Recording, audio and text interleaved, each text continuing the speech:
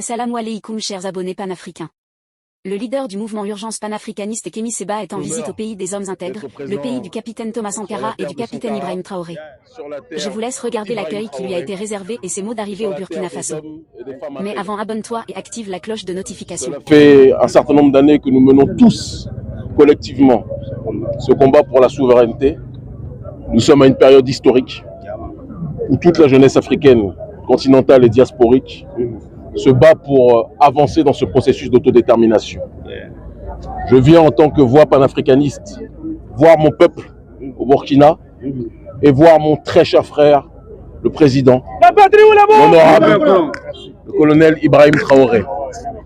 Et je viens aussi en tant que Béninois dire qu'il existe aujourd'hui des Béninois qui sont opposés à la France-Afrique, contrairement au président Patrice Talon, qui en est aujourd'hui malheureusement un des plus grands instruments. Je suis venu aussi dire que le Burkina et l'Afrique sera le tombeau de l'impérialisme. Que Dieu bénisse. Ils ont tué nos pères, ils ont tué nos mères, mais ils ne tueront pas les enfants. Nous ne serons les marionnettes de personne, si ce n'est de nos ancêtres. Et nous sommes les instruments de Dieu Tout-Puissant qui veut que les derniers deviennent les premiers. Le 21e siècle sera celui de notre libération, de notre élévation et la fin de ceux qui veulent asphyxier nos populations. J'ai un certain nombre de rencontres avec le peuple digne du Faso, la société civile. Je rencontrerai l'autorité du pays, le président Ibrahim Traoré, demain, en toute fraternité, avec dignité et fierté. Et il y aura, si je ne m'abuse, une mobilisation, je crois, à la Maison du Peuple. Je n'ai pas toutes les données puisque je ne suis pas celui qui organise tout cela.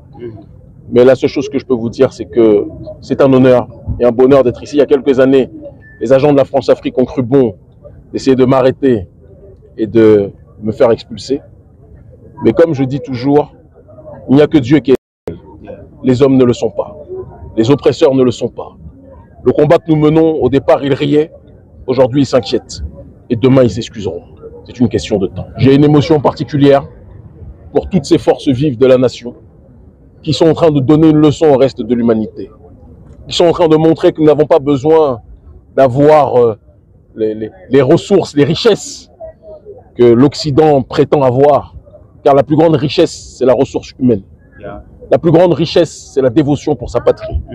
La plus grande richesse, c'est l'amour de sa terre, l'amour de son peuple, l'amour de son drapeau et l'amour de l'Afrique. La patrie ou la mort, nous vaincrons. Ce pays a donné la direction au siècle précédent sous le président Thomas Isidore Sankara. Et ce pays est en train de donner une nouvelle fois l'impulsion sous le président Ibrahim Traoré et tous les citoyens et toutes les citoyennes qui sont ici présents. Et notre travail a toujours été le même depuis 25 ans que j'ai commencé ce combat politique. Toujours galvaniser, encourager, mobiliser et accompagner toutes les forces qui vont dans le sens de l'autodétermination de nos populations.